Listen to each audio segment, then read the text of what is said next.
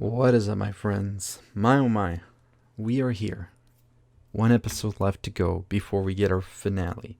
Huge reveals this episode. Before we get into it, please subscribe to my channel. We are on the road to 20,000 subscribers. We're talking all stuff you love about WandaVision. And from this episode alone, we got like 5 videos coming this weekend. So I would appreciate if you subscribe to my channel. Turn on the bell for notifications. Let's get into it. We learned a lot this episode, more than I honestly didn't expect to learn as much as I did right now. I feel like I went to school. But one of the biggest things we learned from the beginning is Agatha has been a witch for over 400 years since the Salem trials. That is something that I didn't expect us to see, a little bit of Agatha's backstory, but I'm happy we saw some of it. I am going to make a character explanation about Agatha, and I'm going to make a theory on why she's doing this in another video. I'll go a little bit over here, but I'll explain more in another video. So we learned about Agatha, and we start our episode after this little explanation of her past, where we see her sort of be put to trial by other witches in the coven because she's trying to explore dark magic and all of this. And so one of the things that Agatha actually does well here is that she pretty much plays like she's kind of like powerless in all of this. And what we see happen, however, as the witches are going to put her to trial, is she is able to sort of like drain their power of sorts. And this is something that's very interesting as well, is that they are able to sort of like die because of this. Well, that didn't make sense what I said, right? They're able to do this. No, Agatha basically kills them. And she ends up killing her head witch as well, which she calls Mother. We skipped to where we left off in the previous episode, where we saw Wanda be trapped in that basement with Agatha. She actually can't use any magic there. One thing that's very interesting, however, is that the bunny that Agatha has, she's sort of talking to it. Now, this could just be a presentation to us. Hey, Agatha's kind of batshit crazy, and so she's like talking to this animal, or this animal could actually be one, Mephisto, or two, Nightmare, which is both on the table right now, and I'll get to that in another video. But one of the other things is that we need to talk about what is Wanda, because one of the things we find out in this episode is Wanda didn't get the powers just from the Infinity Stone. So one of the things we were led to believe in Avengers Age of Ultron is that she was a creation of Hydra using the Infinity Stones to turn people into quote unquote mutants. It actually turns out, as her and Agnes go on a stroll down memory lane, because Agnes wants to know how Wanda was able to create such a huge spell and all of this, and she's just like, how did you do it? A simple like person like you. Well, they realized that she actually had these powers from the beginning. She didn't get them from Hydra. What happened was, when Hydra actually took her in, she actually like multiplied her powers due to this Infinity Stone. And so now she became even stronger of a witch. And so Agnes pretty much is like, okay, but now I need more explanation what's going on. So we start to see more and more of Wanda's life as well, from her joining with Hydra to her joining with the Avengers to eventually losing Vision. And another big reveal we have here is that she never took Vision's body. Actually, Sword always had Vision's body. And so something that's interesting is, it seems to me like this was sort of planned by Sword. I won't get really into it right now, but it was just too easy the way she was able to come in.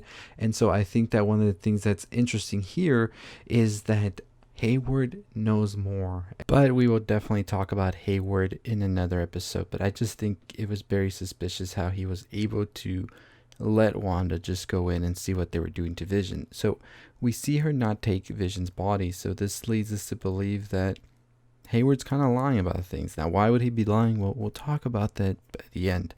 Let's keep on with the episode, because what we find out at the last scene with the episode is that, yes, Wanda created all of this just from herself. She was able to build up the house that her and Vision were supposed to grow old in, as they said in the note that she finds. And so this is pretty much Agnes's confirmation that this isn't a normal person you're dealing with. And she reveals it at the end, that she's holding both of the children, and she says, you have chaos magic, you are, and as we said, everybody, the Scarlet Witch. And everybody had that Leo meme, right? She said it. And here we are, the ending. Okay, what is next? So, before we get into what is next, can we just say what is happening now? We had never heard about Wanda actually having these powers. Now, it's not said if she's actually a mutant or anything like that, or if Pietro actually had his powers as well.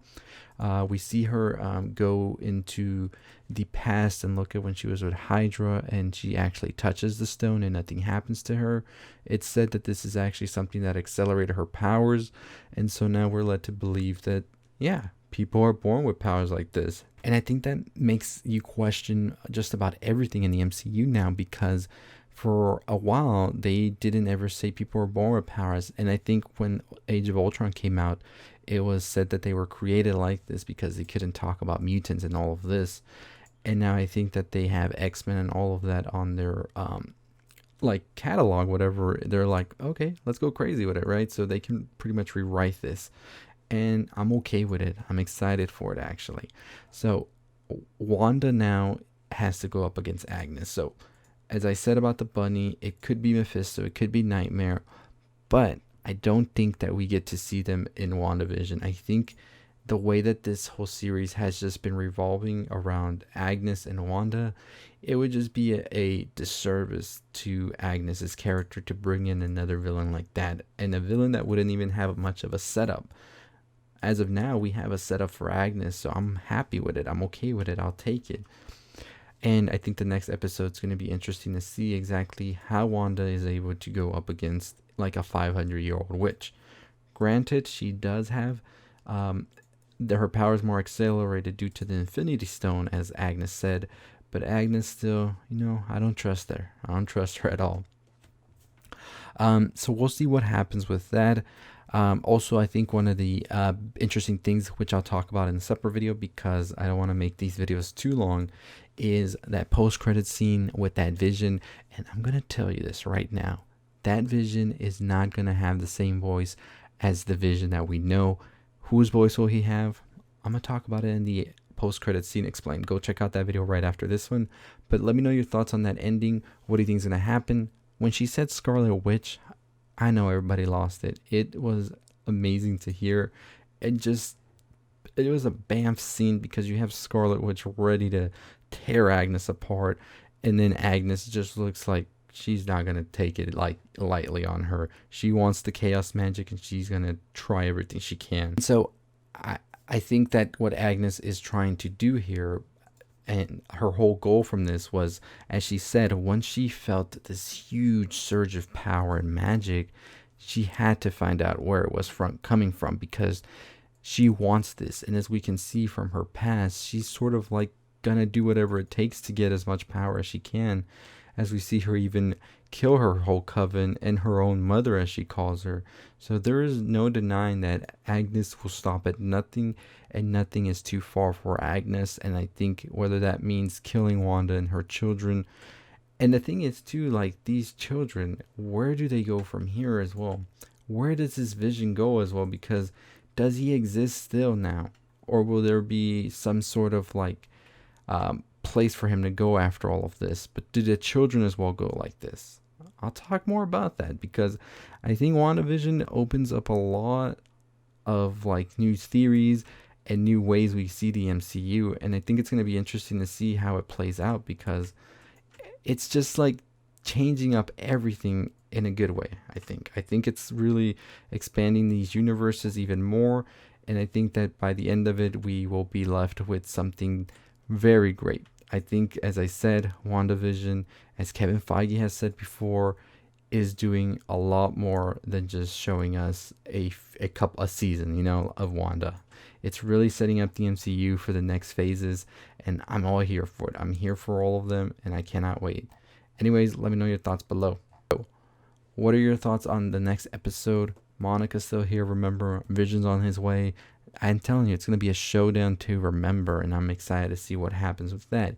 As always, that is going to do it for me. I will have more theory videos coming out this week, so make sure you're subscribed. Y'all know I'll be dropping them fast, so I'm going to try and drop 2 tomorrow and 2 on Saturday, because there's a lot a lot to dissect. So make sure you subscribe, like, comment, share, turn on the bell for notifications so you know when every video drops.